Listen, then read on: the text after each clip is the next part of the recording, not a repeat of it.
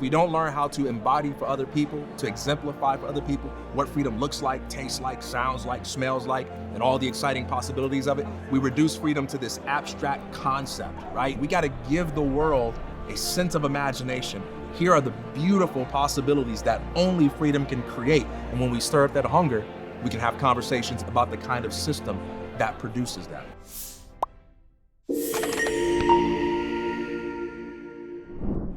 Welcome to FreedomFest TV, part of the Ultimate Summit for Liberty.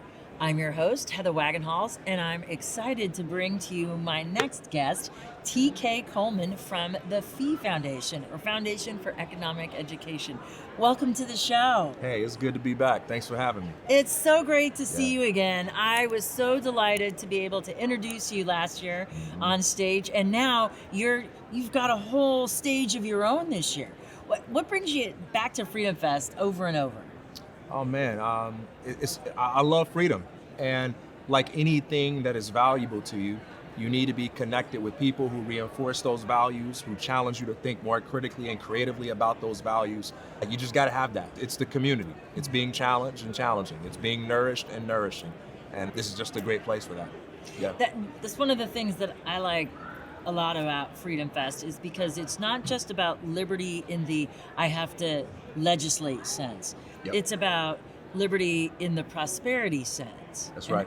And you know, on my show, I always say to people, you cannot have financial freedom on the personal level until you have economic, political, and verbal freedom. You have to have the ability to go out and create and produce, and you have to have that free of government intervention. Them telling us what you could do, what you could say. And it works the other way around too, right? The more we work within the sphere of what's in our locus of control to improve personal economic flourishing, the more relevant and powerful we become politically. So, I tell people, they love us when we are protesting. They love us when we are angry about politics. They love us when our conversation is consumed by what this political clown over there did, or by what that political clown over there did. But do you know when they're intimidated by us? You know when they're threatened by us? It's when we understand the principles that lead to economic freedom and flourishing. That's when we're scary. To your point about it being more than just political, the talk that I gave tonight to open this thing up is about learning how to enjoy your freedoms while you're fighting for them, and learning to respect the enjoyment of freedom as part of the fight. Because if we don't learn how to embody for other people, to exemplify for other people what freedom looks like, tastes like, sounds like, smells like, and all the exciting possibilities of it, we reduce freedom to this abstract concept, right? It's like going up to a bunch of young people and saying, be disciplined. I mean, that's pretty abstract. You don't start there. You show them a video of Steph Curry hitting shots from half court. You show them a video of Conor McGregor, destroying people in the MMA ring. You show them a video of something that excites them, that awakens them, and they say, I want to be like that. How do I get there? You say, let's have a conversation about this thing called discipline. It's the same thing with freedom. We got to give the world a sense of imagination. Here are the beautiful possibilities that only freedom can create. And when we stir up that hunger, we can have conversations about the kind of system that produces that. That's so exciting that we're working to reinvigorate America at the youth level. And that's where it really needs to happen. I had an opportunity to speak with Enes Freedom earlier, and he said, we have to focus on the kids. That's right. And look, that's who the enemies of freedom are focusing on. They know that. If you really want to learn how freedom works and what's valuable, focus on what your enemy is doing. It's like I tell my students, if you want to know what makes you likable, go observe your friends, because your friends need you to be likable. You want to observe what makes you powerful? Watch how your enemies respond to you, because they'll tell you the real secrets of your own soul. And when you look at what the enemies of freedom do, what do? They start with two things: our kids and our art. And those two things go hand in hand, because what are kids closest to? That native sense of play, that native sense of imaginative living. And that's what they really want, our sense of wonder, our sense of creativity. Why? Because that's the one thing the state can't do. The state can't create. It's a system of coercion. It's the complete opposite of creativity. And so that's why they attempt to stifle that by going after our children and going after our modes of creative expression. And we got to fight for that. We can't just focus on policy. We got to focus on our sense of play. We got to focus on the arts, and we got to focus on nurturing that in our children, teaching them how to think critically and creatively in a world that's constantly telling them lies about how powerless they are and about how much they need to outsource their choice-making responsibilities to these politicians, these political clowns that have mastered the rhetoric of promising people free donuts at the expense of their freedom. Just give me your freedom and I'll give you a free goodie. Right. Yeah.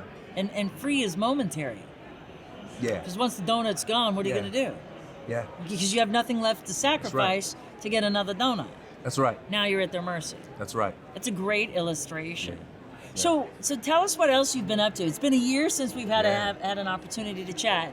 So of course you're just spreading the message of economic individualism and freedom through the Fee Foundation, but you also have other projects you're working on. That's right. So, on the Fee side, I'm still education director at Fee, and we've built up Revolution of One, which is a series of programs that I've started to the point now where we've got other instructors that I've helped support to go out there and be delivering these kinds of messages and so on. And we have other people running that. And I'm still overseeing a lot of aspects of that and going out there creating new partnerships, going into spaces where people are hostile towards these ideas and really bringing the economic way of thinking to bear on individual flourishing.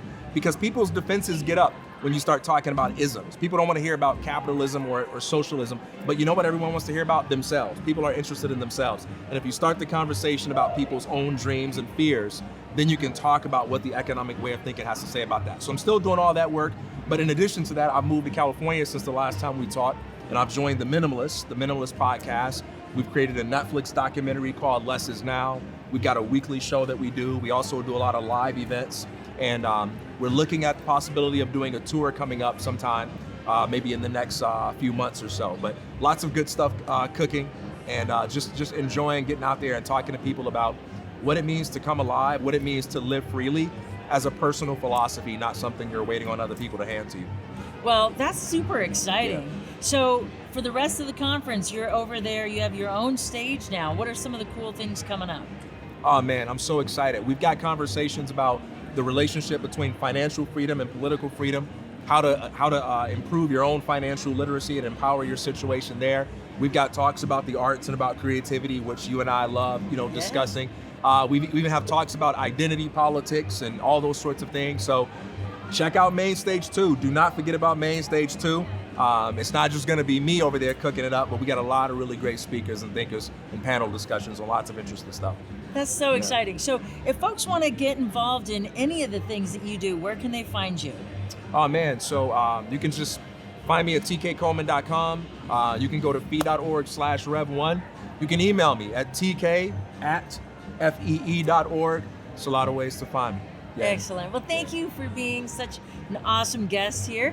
And we will be back with more Freedom Fest TV right after this. Appreciate you.